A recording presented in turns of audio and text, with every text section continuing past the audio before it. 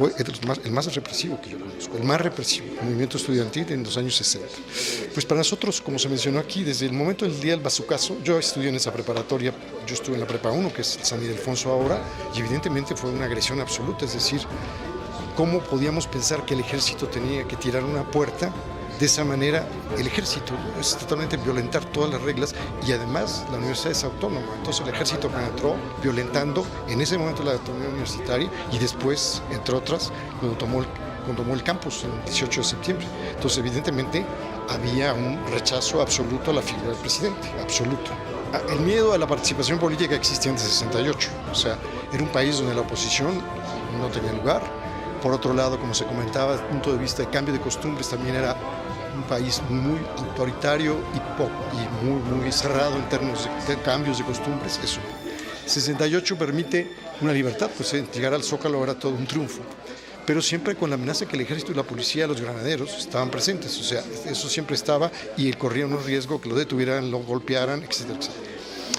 Después del 2 de octubre, evidentemente, pues yo creo que fue el tal golpe, tanto los testimonios que tuvimos, yo no estuve, los testimonios de la gente que estuvo y que se salvó, lo que salió en la prensa extranjera, porque había que leer la prensa extranjera para realmente enterarse qué pasaba, pues son un golpe que uno tarda muchos años en asimilar, evidentemente más inclusive los que estuvieron ahí, los que no estuvimos, pues fue un acto de barbarie. Y yo por eso decía hace rato que este tipo del 68 mexicano, a diferencia de muchos otros movimientos estudiantiles de la época, fue el más represivo que yo conozco, el más represivo, el movimiento estudiantil en los años 60. En términos de no solo represión de los granaderos, gas, etcétera, gases, sino de represión que lleva a la muerte de mucha gente. Eso definitivamente es brutal.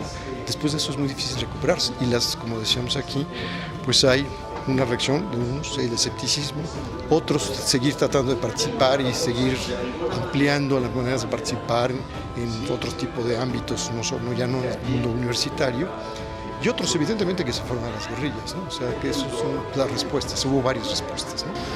Bueno, yo creo que es la culminación de un proceso donde la figura presidencial, el ejecutivo, está más que fortalecido con un sistema de partido único, hegemónico absolutamente, con unas elecciones en la cual no hay posibilidades de hacer un contrabalance. Los partidos políticos, otros, además del PRI, eran muy débiles y además muchos, digamos, partidos disidentes estaban no reconocidos. El Partido Comunista Mexicano no estaba reconocido, ¿no?